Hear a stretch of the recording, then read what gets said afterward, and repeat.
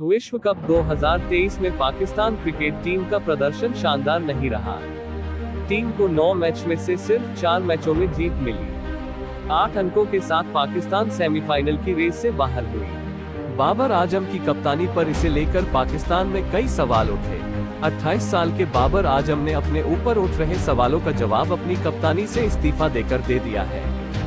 उन्होंने अपने social media account से एक पोस्ट शेयर कर इस बात का ऐलान कर दिया कि अब वह आगे टीम पाकिस्तान के साथ बतौर कप्तान नहीं रहेंगे। वनडे, टेस्ट और टी20 तीनों फॉर्मेट से बाबर ने इस्तीफा दे दिया है। बाबर के इस्तीफे के बाद से ही उनके फैंस का दर्द छलका है। बाबर के फैंस सोशल मीडिया पर फोटो, वीडियो शेयर कर बाबर को अपना कप्तान बता रहे हैं और पीसीबी की क्लास लगा रहे हैं।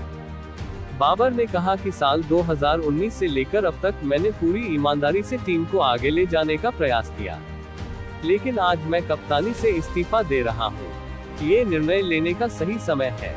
हालांकि एक खिलाड़ी के तौर पर मैं पाकिस्तान टीम से जुड़ा रहूंगा। पीसीबी का धन्यवाद करता हूं कि उन्होंने मुझे पाकिस्तान क्रिकेट टीम का कप्तान बनाया था।